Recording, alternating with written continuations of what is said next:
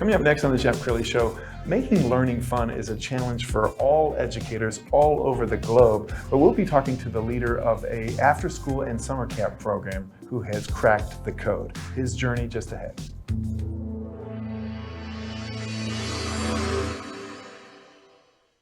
Many are predicting that the worst is yet to come, which is unfortunate, said one person here. Until now, they've enjoyed the reputation of being the nation's icebox. Watched a burglar in his home this morning by webcam. As a journalist of over 25 years, stories are what make my world turn. Reporting live from the Dallas newsroom tonight, Jeff Crilley, Fox 4 News. But in 2008, I took the jump from my familiar life and started a PR firm from my home. We're talking about anyone with a camcorder like the one I'm using becomes a television network. We started slowly growing the company, and we now have over 100 clients, and we've branched into the world of live digital broadcasting. I now own 8 different TV studios and have a huge team. And the stories that I now get to share are sometimes the most important of my life. Life has a funny way of coming around full circle. This is the Jeff Crilley Show. Well, I have so much respect for teachers, especially going through COVID, and I think all of them are dealing with some challenges as we emerge from the pandemic, and it's engaging young hearts and minds. A guy who has literally cracked the code on that is Freddie Halstead with the Techie Factory. Thanks for coming on the show. Hey, thanks for having me, Jeff. Yeah. Okay, so when we talk about winning over hearts and minds, put that through your own filter. What does the Techie Factory do? You know, winning over is the easy part. We use Minecraft and Roblox and video games and YouTube and all these things that the kids really love to really engage them in kind of the higher processes that they don't know they want to learn. And so in Minecraft on the back end, you can learn to code. In Roblox, there's a coding language called Lua. And kids can learn how to make experiences and learn how to monetize it. We were just talking earlier about how we weave a lot of entrepreneurship into what we do. And so our job is ultimately pretty easy because we use the fun things that they enjoy doing to help teach them those more important skills. Yeah, and you guys are in growth mode. We're going to scroll down your website because you actually have a lot of events coming up here in the next few weeks. I love the graphics. I love how easy it is. You've made the website very friendly, but you offer many different kinds of after-school and summer camp opportunities. We do indeed. I mean, we have everything from kind of hardcore coding in Java or Python to art and animation. We have DJ. That's one of the neat things about our business and why we have started franchising is that we have the opportunity to not just do coding. There are a lot of places out there nowadays that do a fair amount of coding for kids, but we've incorporated art animation, we've incorporated the entrepreneurship, NFTs, all sorts of stuff to make it a lot of fun and really get a lot of interest. Yeah, we've got some video off of your website of robotics, and I want you to just kind of talk about this.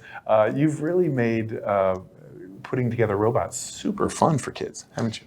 Yeah, one of our favorite labs and camps is the First Lego League Robotics, and it's a competition that's worldwide.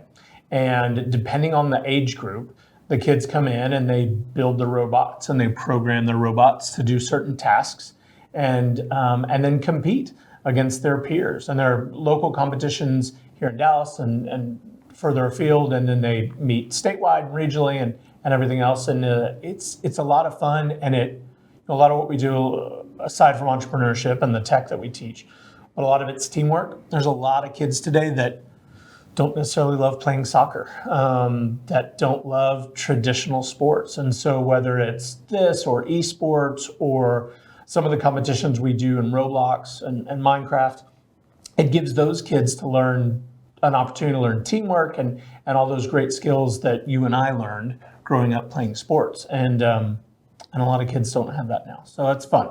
Absolutely, and you're filling a need. I mean, we cannot graduate enough people from college with degrees in tech. Everybody who wants a job gets a job. Yeah, in the next 5-8 years, there'll be tens of millions of coders needed.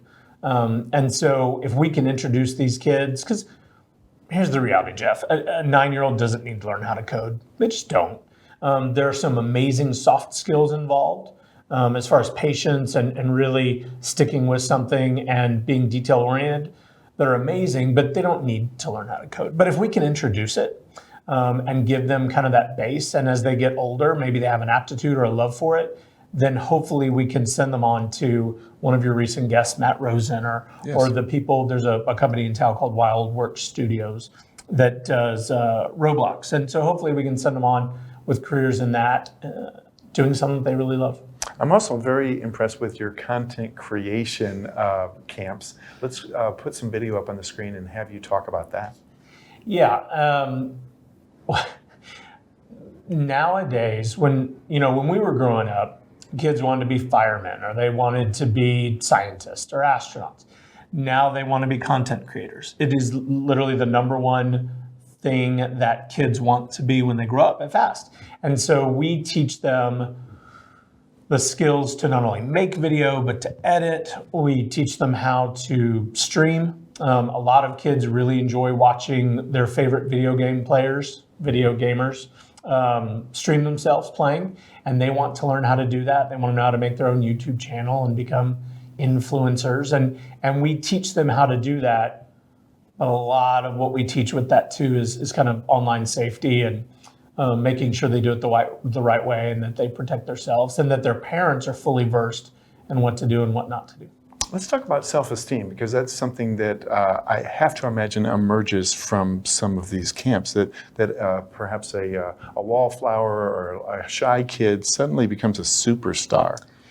That is one of the most fun things about what we do. I think two of my favorite stories, so esports, if you're not familiar, is competitive video gaming. And so they're literally teams, they're folks making millions of dollars a year playing video games, and they compete all over the world, and some of the biggest companies are actually here in Dallas. But we have kids coming in that don't do traditional sports, that when that parent leaves and they say, Freddie, thank you. My kid has found their people.